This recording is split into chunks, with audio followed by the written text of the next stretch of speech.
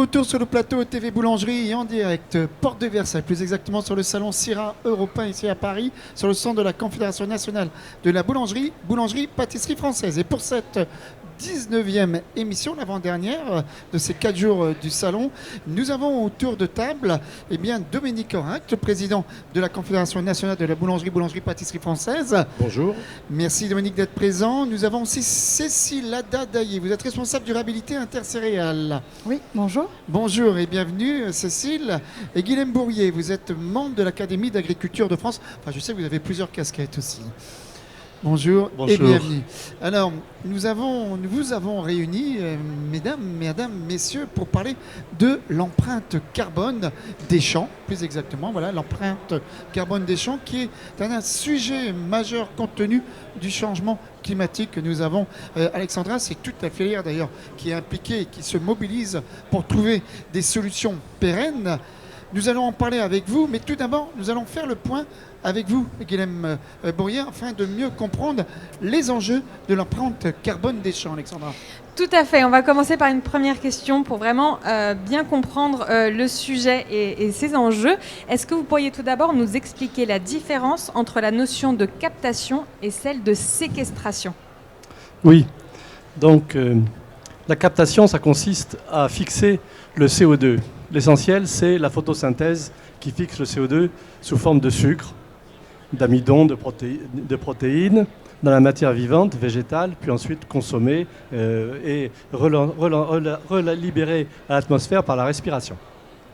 La séquestration, ça consiste à bloquer une partie de ce carbone de façon à ce qu'il ne reparte pas vers l'atmosphère, mais qu'il soit bloqué. Alors, avant l'invention de la machine à vapeur et du temps de la marine à voile, toute l'énergie était sous forme de traction animale et l'énergie humaine. Donc, c'était finalement des aliments qui étaient respirés et qui fournissaient de la chaleur pour que les muscles et l'énergie travaillent. Donc le bilan général, photosynthèse, respiration, il était pratiquement nul, pratiquement équilibré, à 2 détails près, qui sont de l'ordre de 1 à 0,1%, mais qui sont quand même importants, et c'est les 2 leviers sur lesquels on peut jouer, pour soit capter, soit pour séquestrer du carbone. Alors depuis qu'on a inventé la machine à vapeur, et donc on a utilisé le charbon, et puis le pétrole, eh bien on a renvoyé du carbone fossile accumulé au carbonifère depuis des centaines de millions d'années vers l'atmosphère. Et là, c'est ça qui crée aujourd'hui l'aggravation de l'effet de serre. Sans effet de serre, la température de la Terre serait de moins 15.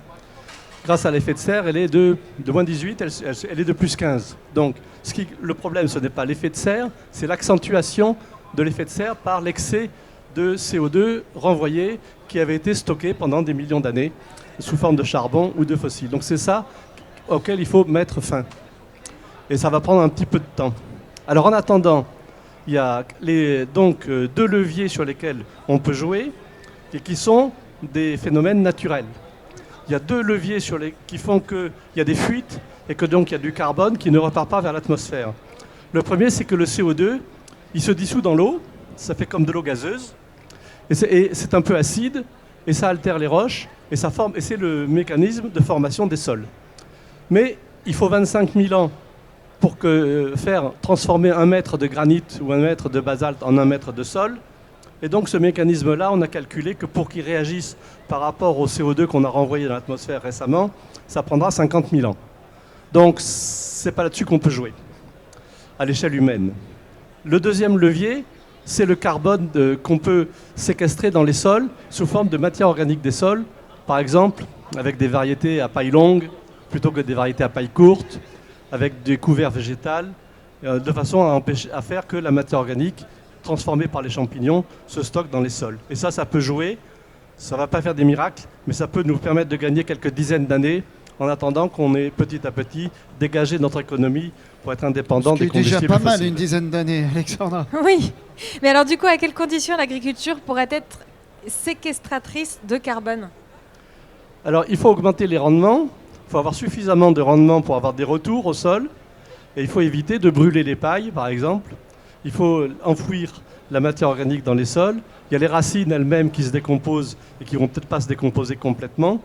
Donc on peut petit à petit gagner comme ça quelques pourcentages de matière organique, surtout que les sols, du fait de l'intensification de l'agriculture, ils ont perdu de la matière organique largement.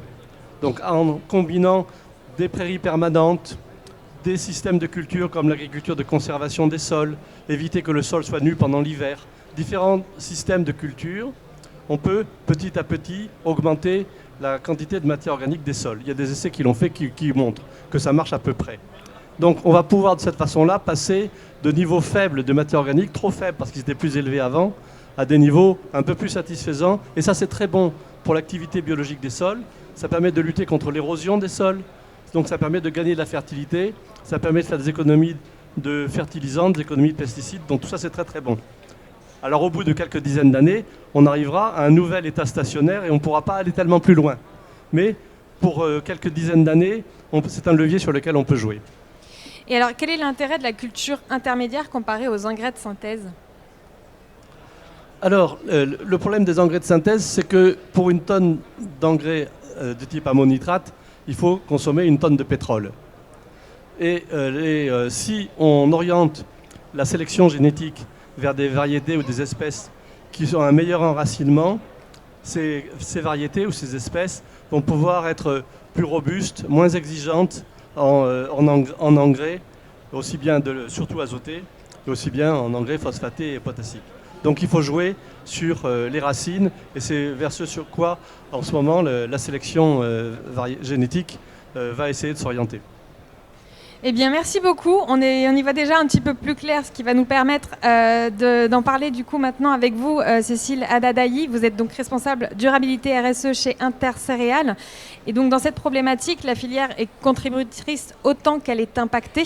Intercéréales, en tant qu'interprofession de la filière, mène différents travaux afin qu'elle devienne une source de solutions, c'est ça ? Oui, donc Intercéréales, c'est l'interprofession de la filière céréalière, donc qui fédère toutes les familles professionnelles de la filière céréalière, des producteurs aux transformateurs des céréales. Et nous avons développé un projet stratégique qui positionne notre filière comme une filière de solutions. Donc filière de solutions à la vitalité des territoires, parce que notre filière est implantée dans tous les territoires. Il y a des champs de céréales dans toutes les régions de France, des silos, des boulangeries dans chaque région. Ça génère de l'emploi, ça génère de l'activité, ça génère de la vitalité. On est également une solution à l'alimentation. De tout temps, les céréales ont été à la base des civilisations et encore plus aujourd'hui, on voit bien l'importance des céréales dans l'alimentation. Et enfin, solution au changement climatique. La filière céréalière fait partie des grandes cultures, production végétale. On a un triple défi à relever. Le premier défi, c'est que les producteurs de céréales sont les premiers impactés par le changement climatique. Ils travaillent avec la nature, ils le constatent chaque année. D'année en année, on observe des accidents climatiques. Donc il faut qu'ils arrivent à s'adapter et à maîtriser ces à-coups climatiques qu'on va connaître de plus en plus souvent. On a un deuxième enjeu qui est de travailler à réduire notre contribution, nos émissions de carbone, que ça soit au champ, mais tout au long de la filière.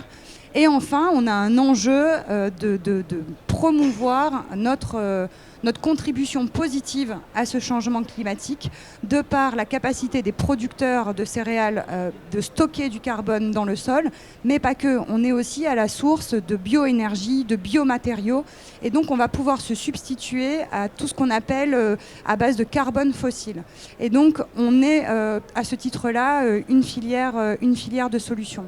Alors quelques chiffres. Aujourd'hui, la filière végétale au niveau français, elle contribue à peu près à 8% des émissions nationales. L'objectif, c'est l'agriculture, c'est 19%, la partie végétale, c'est 8%. L'ambition, c'est vraiment de réduire de moitié les émissions liées à l'agriculture, et pour les autres secteurs, de plutôt tendre vers la neutralité carbone. Avec ce qui est attendu pour la partie stockage, de doubler le stockage du carbone. Très bien. Et alors, est-ce que vous pourriez justement nous parler des différents travaux en cours, nous donner peut-être un exemple des travaux qui sont menés ? Alors, on s'est doté d'une ambition générale collective pour toute la filière, qui est de tendre vers la neutralité carbone, et ce, grâce au maillon production, qui est porteur de toutes ces solutions. Donc, on On a plusieurs chantiers qui sont ouverts. Le premier, c'est ce qu'on appelle le label bas carbone, qui est une méthode officielle qui a été approuvée par les pouvoirs publics l'été dernier. Donc c'est une méthode qui va permettre de mesurer les efforts carbone faits par les producteurs, à la fois dans leur réduction de leurs émissions de carbone ou d'équivalent carbone, donc notamment par exemple par des pratiques culturelles qui vont être moins émissives, et c'est essentiellement lié à la fertilisation des sols, mais aussi tout ce qu'ils vont pouvoir faire pour augmenter le stockage de carbone dans les sols. Et donc ça va leur permettre de générer ce qu'on appelle des crédits carbone qu'ils vont ensuite pouvoir valoriser sur le marché du carbone, et donc avoir un complément de revenus, mais donc ça va permettre de développer des fermes, des exploitations bas carbone. Donc ça, c'est un des premiers chantiers. Le deuxième chantier qu'on a à ouvrir, en fait, c'est de réaliser un véritable bilan carbone de notre filière, parce qu'aujourd'hui, en fait, on a quelques chiffres, mais qui sont très morcelés. On connaît la part agricole, mais on ne connaît pas spécialement la part liée aux productions de céréales. On connaît les chiffres de stockage de carbone, mais ce n'est pas compté au même endroit. On ne mesure pas aujourd'hui notre capacité à se substituer à du carbone fossile. Donc tout ça, on a besoin d'un thermomètre, on a besoin d'un point zéro pour pouvoir mesurer notre trajectoire et dans notre volonté de tendre vers la neutralité carbone, il faut savoir d'où on part.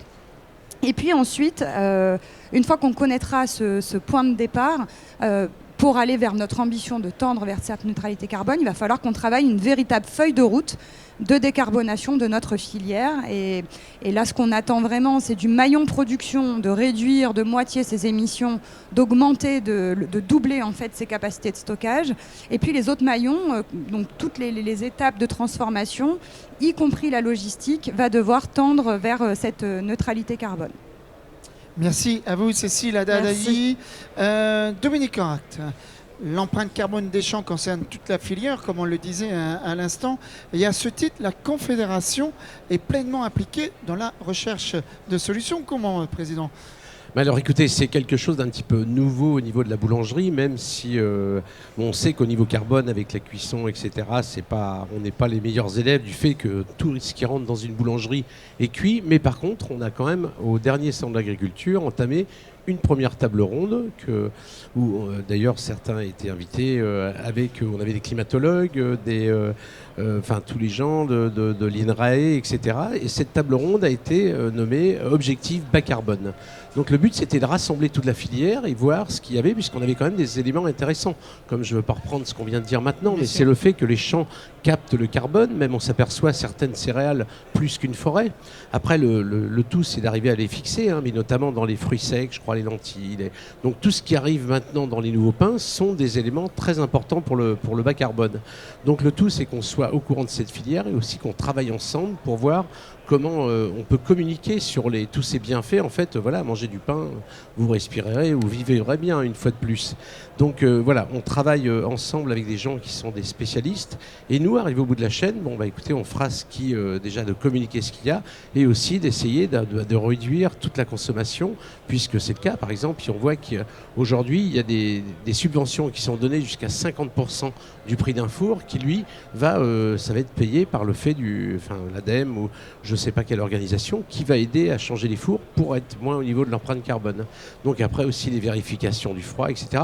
On a beaucoup de choses à faire dans nos fournils pour avancer pour la planète en fait. Alors, les équipementiers travaillent aussi et la filière avec vous. En tout cas, il y a encore des travaux à faire, mais c'est bien parti pour réduire le carbone en France avec toute la filière. Blé, farine, pain. Alexandra.